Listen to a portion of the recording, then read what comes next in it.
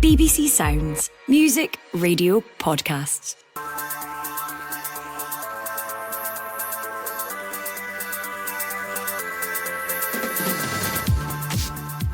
Hello, I'm Phil Goodlad and this is the Scottish Football Podcast. All the news, the views and analysis you need on Tuesday the 25th of February. And today there really is only one story in town.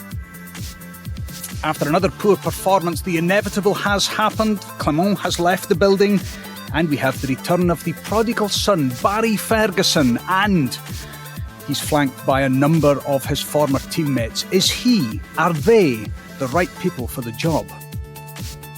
Plus, we look ahead to tonight's big match. Can the resurgent Reds carry on their return to form at league leader Celtic?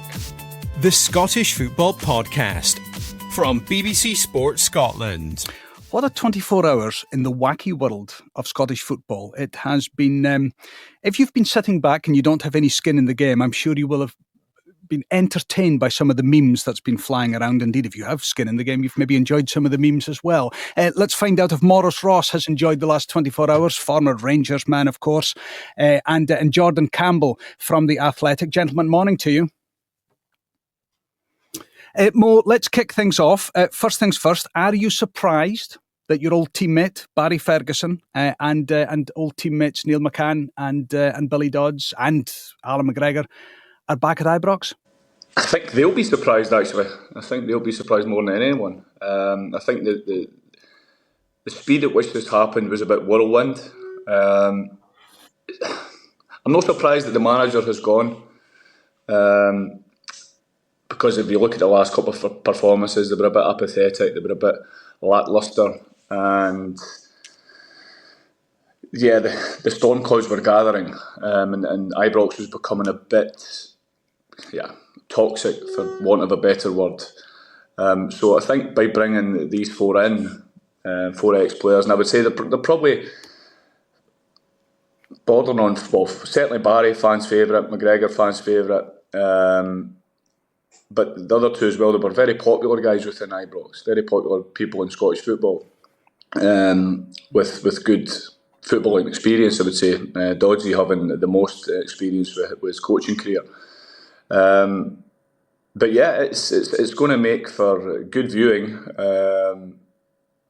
I do think the main driver behind this, the interim post, is to allow the club to sort out what's structurally, the restructuring of the club, what they've been hinting at. I think that's definitely the main driver of it. It will give a bit of excitement, a bit of energy back into the building again.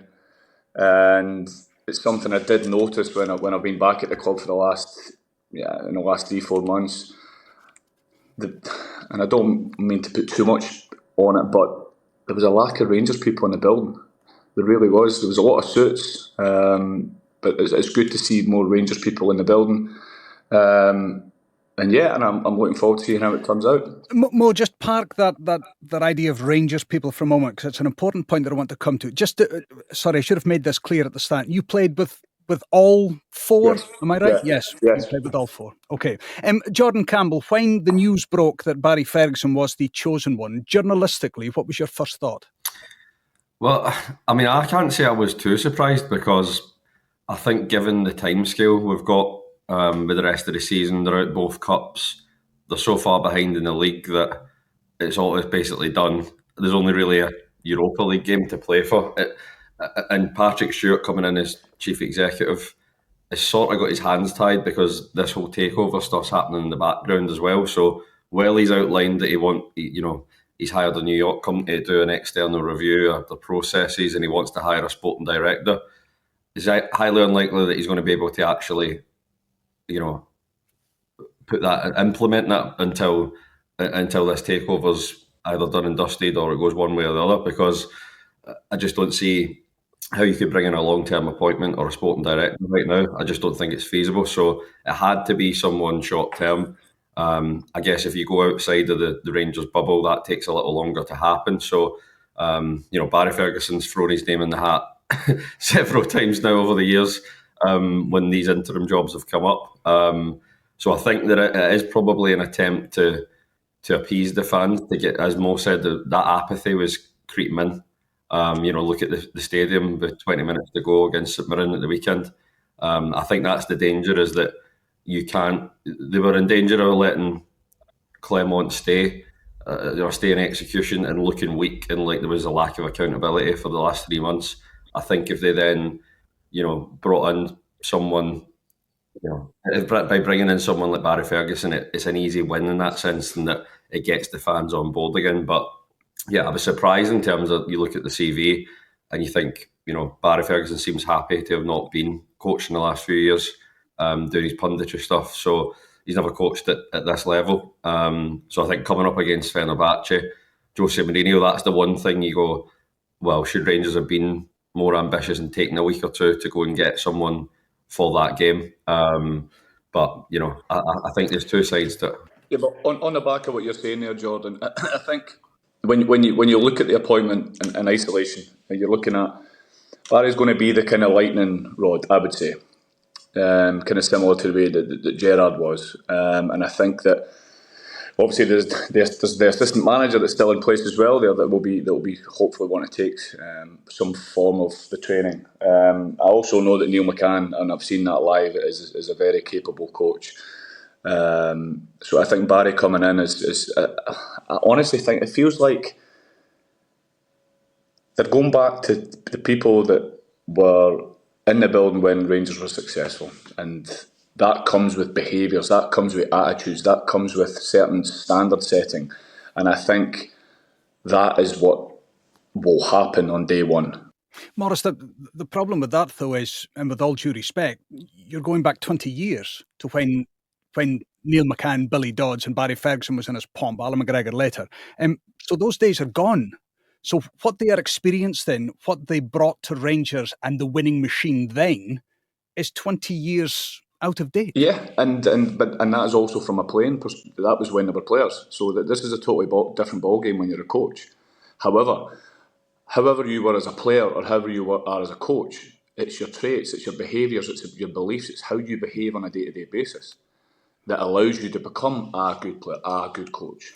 So for me, there's no guarantee in any walk of life bringing these four in, but there's no guarantee bringing in Philippe Clement, who was somewhat successful abroad. So there's never what the Rangers board are looking at, in my opinion, is they want to have that 50,000 off their back for a period of time, have a bit of calm, hopefully breathe a bit of life into the building, which was clearly missing in the last few weeks, and allow themselves to allow this takeover and to restructure the club while giving themselves 3 months, 82 days before the end of the season to go and potentially bring in a new group. You don't know how. I mean, if Barry and that do well, they might be becoming actual. I was just going to say, Phil, on Mo's point, I do agree with him. When you speak to people behind the scenes, since Gerrard left, there's been a lack of authority at the club. You think of the amount of turnover there's been with chief executives, sporting directors, they've not even replaced some of them. There's been a lack of who's doing this on a day-to-day basis. People like Phil, Niels Coppin, having to do 4 or 5 jobs at a time, and they've not done them before. I think Ferguson coming in gives that authority. And, we can say, like, footballing wise, yeah, these guys, the game has changed rapidly in 20 years, but the things that Mo's talking about, they are timeless things, and they have to be part of an everyday culture. So I get that from that sense, for speaking to people, there is people who are saying the culture of Rangers and what makes a successful team. Same at Celtic, you look at the number of people who, for their staff behind the scenes, but for them, Celtic is a destination for them. I think for too long, Rangers has been a stepping stone for at every level, and it's got to be in the playing park, because you've got to try and bring them in young and move them abroad, but you've got to have a core of people there, Scottish people who can keep things together and keep things ticking along long term. So I think for a short term sort of culture shock, I think it could be effective, but also you look at the experience of them coaching wise, and it is a risk. Well, let's look at that, because I take the point about their traits as winners on the park when they were playing 20 years ago.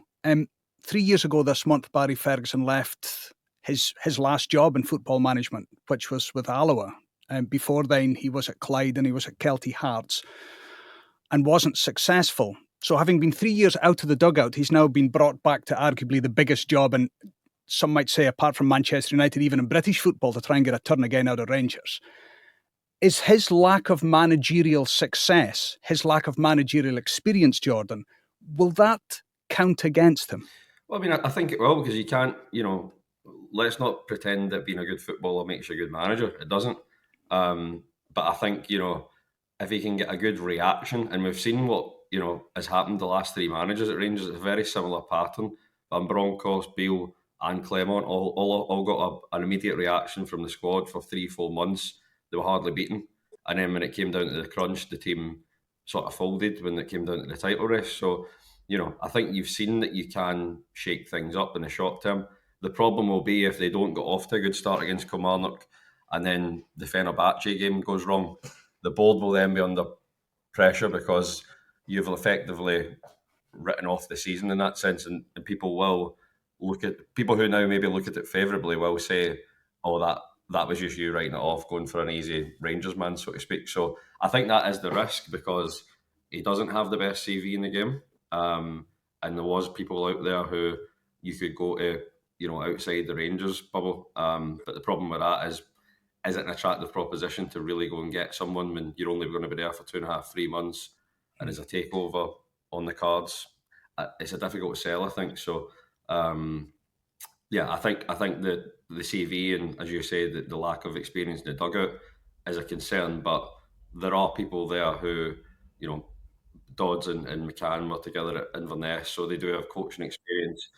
The Clement's assistant who was appointed, that was partly a club appointment as well. So clearly they think highly of him.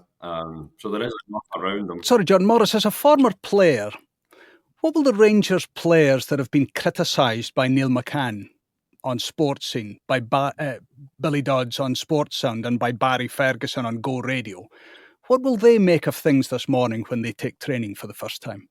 I'd be very surprised if any of these players are listening to Go Radio or picking up newspapers nowadays, to be honest. I'd be very... But they will be watching and listening to BBC Scotland. Just tell us that, yes, please. of course. Yes, okay, thank you. Do you know what? I'm not so sure. I cannot kind of testify what these players would be thinking. However... Well, what would you think? What would you think if somebody who had criticised you, both for your style of play as a team, but maybe in individual errors 2 weeks ago, then suddenly be asking you to dribble around the cones? But this is the thing. This is what... Players should be digging players out. Players should be doing it. Shouldn't need to be managers every day. The standards that they're going to come in here, I'm telling you now, when that pass is played 2 metres behind somebody when Rangers are going forward and it slows the game down for that half a second, it will be dug out. It will be highlighted.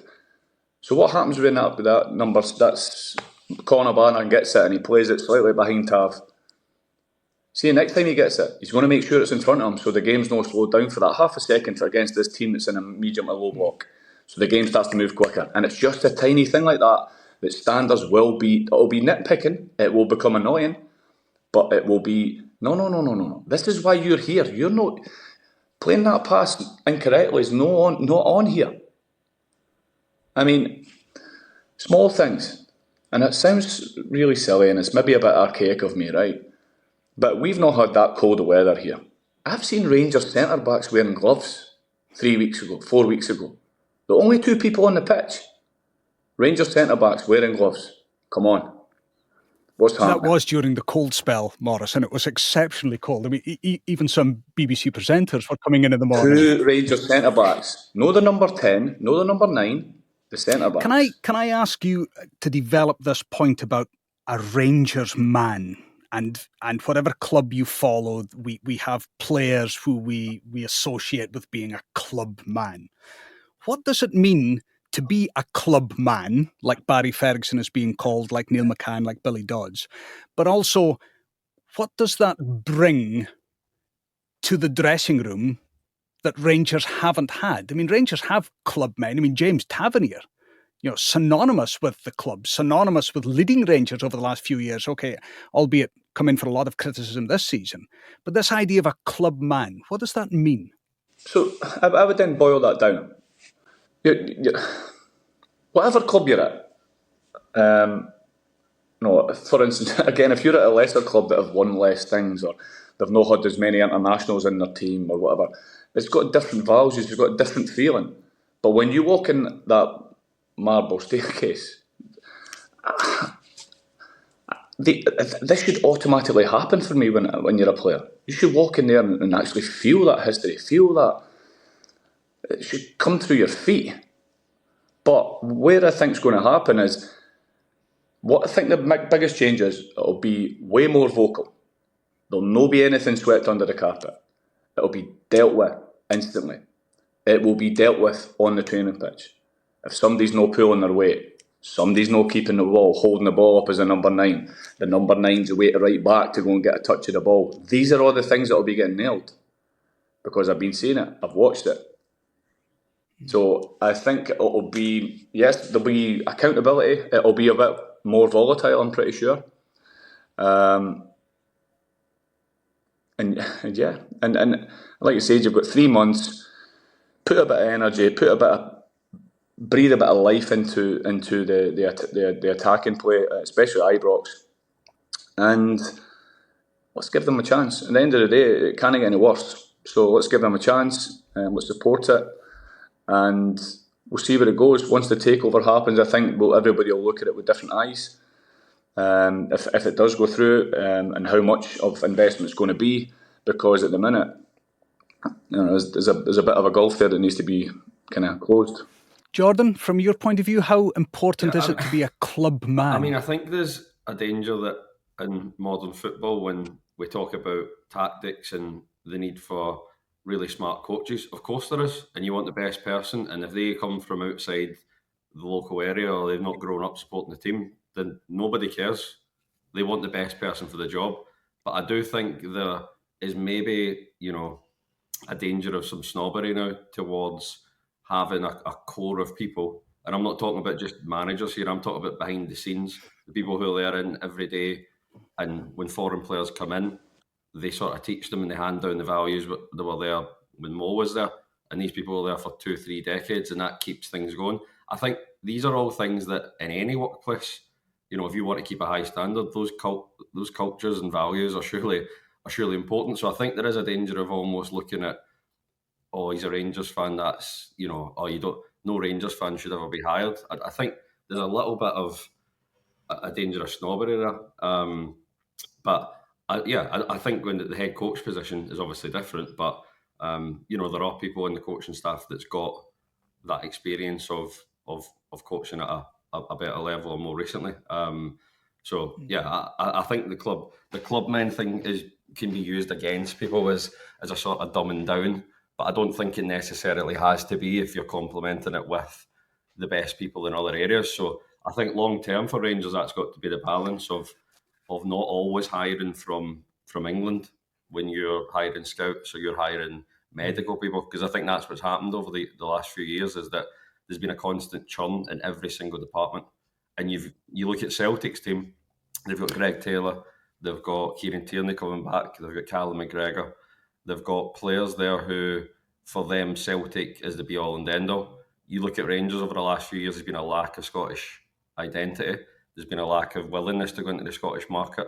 And I think they've missed out on some players who could have added that. And we talk about James Tavernier knowing the club a bit, but that is one of the criticisms of James Tavernier from the fans, rightly or wrongly, is that he maybe doesn't get it as well as some other people who have grown up surrounded by it, living and breathing it every single day. I think that is I'm not saying he doesn't now, of course he does, he's been through a lot over the last decade, but these are people who, it's been ever since they were first football fans. So I think that's the difference when we talk about club men. It's got to be like, it's a family thing, it's same at any club. It's passed down for your family. You want to then go and follow in their footsteps. You want to then go. For you, that's the end goal, to be there. So I think that's the difference. In long term, there will have to be some people behind the scenes who aren't going to leave after 2 years as a stepping stone to go down, because then that's a constant churn. And as we say, how do you create a culture if people are constantly moving on? We could spend all day talking about this because it will be fascinating over the next 2 or 3 months to see what happens. Before we go, I just want to touch on tonight's game at Parkhead, Celtic against Aberdeen. Mo, if 24 hours is a long time in the history of Rangers, what about 4 months in the history of Aberdeen? I mean, it doesn't seem that long ago that Aberdeen were equalising at Celtic Park and the BBC was rushing out podcasts about whether Aberdeen could win the league title or not. What a difference a few months makes. Do they just copy that performance earlier in the season tonight at Celtic Park because they know what it takes to get a point? I don't think it's football is as easy as that. No, neither do I, quite frankly. I think if you're looking at Aberdeen's from their point of view, you know that they've been getting a bit of pressure. They have picked up ever so slightly of late. They've won their last 2 games, but going to Celtic Park is a totally different thing altogether. Celtic will be hurting from the game at the weekend, and yeah. It will be a tough night for Aberdeen, but like I say, they've picked up in the last 2 games, and they'll be hoping to. Yeah, I think Aberdeen will be hoping to get a point tonight. I don't see them going to Celtic Park and winning, but time will tell. We'll see. Yeah, I mean, I think for Jimmy Fallon, that period between November and a few weeks ago must have felt like an absolute age for him. I think you could see the relief in his face the last few weeks. Just with the cup win as well, 3 in a row. I think just to get a bit of belief back, because there was a real danger that Aberdeen were just absolutely dwindling into a relegation battle, which seemed impossible when we were on here 4 months ago talking about a potential split in the Old Firm or trying to beat Celtic. So I think it's shown that maybe people got ahead of themselves with Aberdeen.